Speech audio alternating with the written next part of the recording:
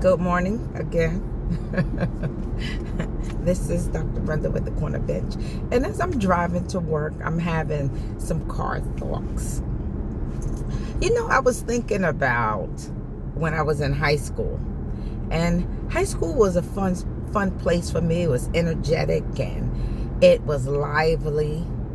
Although I wasn't able to be engaged in outside after school activities because I had to go home afterwards. You know, it was an energetic place.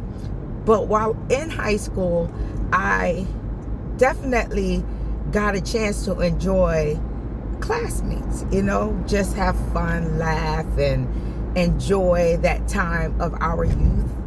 And you know how you're in high school, you should be wanting to accomplish something, be known for something, be remembered for something. you should have wanted that, A's, the honor society. I wasn't in the honor society in high school. I was having real issues with history. And yeah, the history was not clicking for me. And I remember one of my teachers, I would have to participate in answers. And when she called on me, Miss Borden, in high school, in my history class, it kind of chimed that the thing I was going to say, that my answer would be, I don't know, Miss Borden. So that was something that a few of the classmates would say when she asked me a question, because I just couldn't click it. I got D's. I passed the class. Thank God I got out of high school. Thank God I got out of high school. But one of the things that, the yearbook, it was a great year, and the yearbook, they take pictures and everything for it. I kind of felt like, oh my God, I won most talkative in my homeroom. This just happened to be the year that they decided, instead of letting each class have their most this, they decided they just did it for the whole school. So my one time to shine,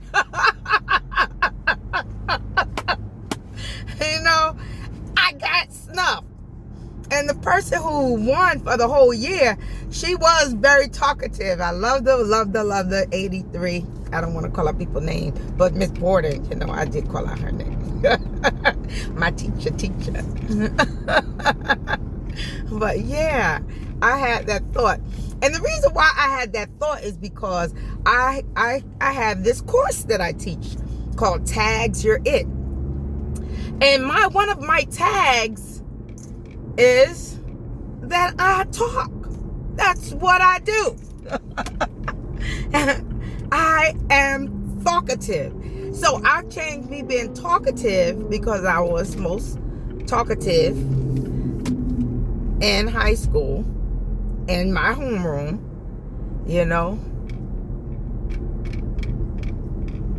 And now I'm more into being talkative. I want these thoughts to be talked about, because I get all of these thoughts, So that's my tag. And that's what I'm doing, creating this wonderful course to be able to share with people. Because when I was a single mother, I used to always have to do things to create income. And I figured, how am I going to make some extra money? So I would use my tags. And my tags, I would create things to sell. But it was really based on the words that I say out of my mouth and the thoughts that came out of my heart. And I would create a poem in reference to a mother, a father, an auntie, an uncle, and I would sell them. And I would produce another stream of income. That's what my tags, you're it. Finding hidden income using your tags. And I had to do that as a single mom. And that's why this is a course that I want to be able to share with individuals to be able to, because this is a rough economy. This economy will drain you. Really, it does. And it caused me to have to go back, because being out of work for 6 months, I was hanging on a limb. I'm telling you, I'm still there, but I'm being resourceful. I went back to my tags. I tried to, whereby my creative and computer skills are not as advanced as my grandchildren. And that's the truth.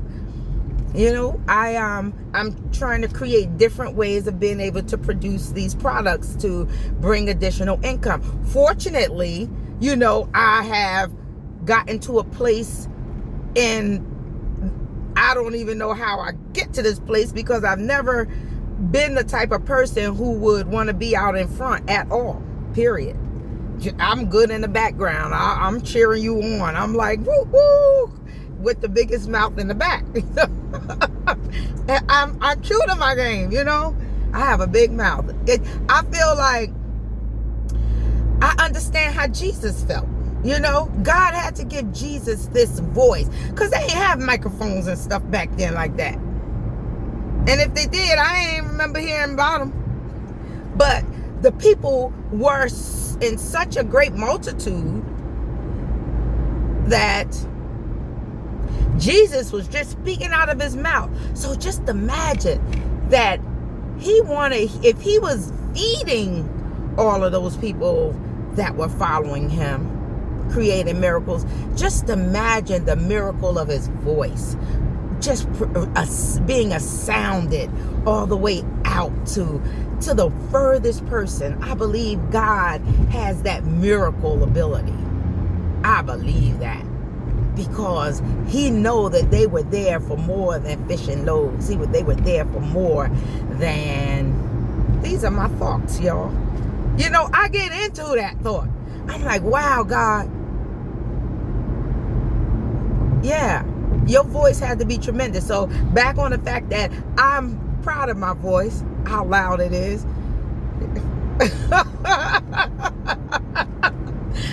Because I liken it unto Jesus had to have a big mouth too. Yeah, Jesus had a big mouth. I believe that. I believe he had a big voice, and his voice reached a lot of people. They kept following him to the point where we still following him. We still following him. But all the days of my life, I shall not be moved. I shall not be moved, just like the trees planted by the waters. I shall not be moved. I remember that. Oh, that just came to my thought. That just came to me. And it was a strong song that we used to sing. Because you have to know what you stand on. Your morals, your values, your insights, your understandings. What you believe. What should you believe? What do you believe, and what should you believe? You should believe, that there is a God. You should believe that if you don't believe nothing else. There is a God. And if you believe there's a God, you should believe that he's powerful enough to lead you in the right direction. Yep. And I believe Jesus is the way, the truth, and the light. And no man can come unto the Father unless they come by him, because he is the propitiation for our sins. He paid for us. He paid. He paid. He paid for us. And he told us we could come drink and eat without cost. and his kingdom, because he's a provider too. He takes care of us. You want to know what? Sometimes not giving you what you need takes care of you. You want to know why? Because it reminds you that you're resourceful. It reminds you you're resourceful. And I'm thankful that God deals with us individually the way he does, because he wanted me in all my adversity and all this discomfort, this pain, these accidents. He wanted me to begin to rely on myself, not absent from him, because he know that ain't an option for me, but rely on myself. There's some things that is required of me, physically, mentally, emotionally, socially. My beers, behaviorally, there's some things required of me. Emotionally, there's some things required of me. Economically, there's some things required of me. Relationally, in my relationships, there's some things that's required of me and of you too. Socially, there's some things that are required of me. Those are my beers. I want to toast my beers. I love toasting. You know why? Because we always can toast to something positive, constructive. Yeah, speak something out in the air. We talk about a whole lot of negative stuff. Why not toast to all of us being debt free? Why not toast to somebody, teaching us how to own a home? Why not toast to the fact that, all my obligations are met? That's what I want to toast to. And I'm thankful for that. Yes. Toast to being in good health. Toast to me and my family blending our relationships. Toast to going out together with friends. That's beautiful. And I'm sure you think so too. I'm just being talkative. Y'all, thanks for keeping me company in a car. Thanks for keeping me company in a car. And I'm almost there. Woo.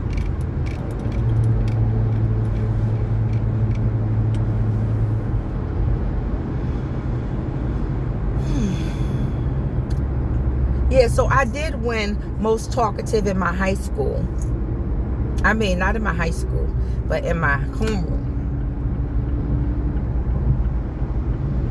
And I enjoyed that. I didn't get a chance to get in the yearbook for that though. But I also was a part of the library club. Yeah. Now me and Joyce Jackson, Joy, and she wrote a book too.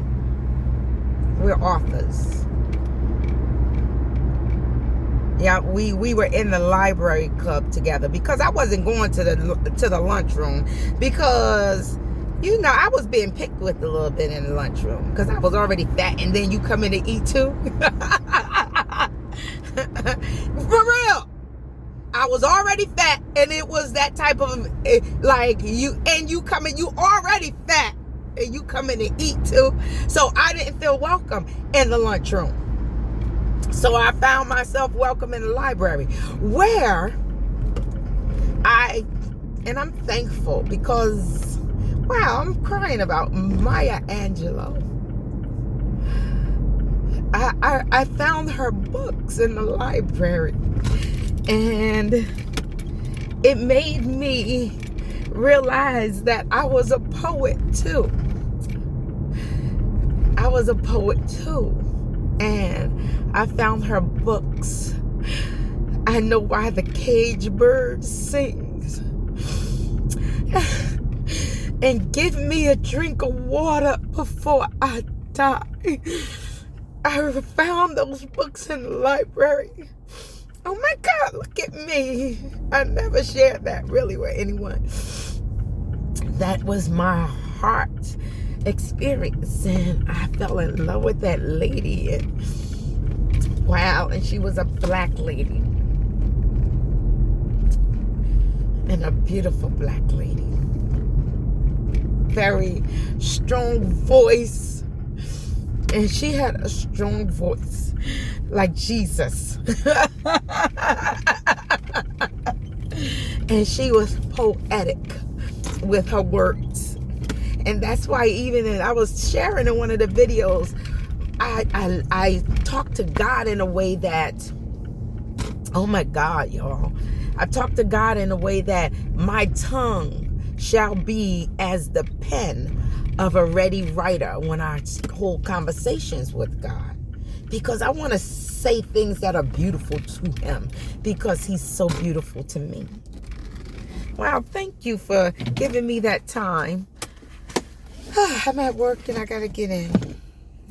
Love you all. Hope you have a fantabulous day. Look at me. Let me wipe my face before I go in.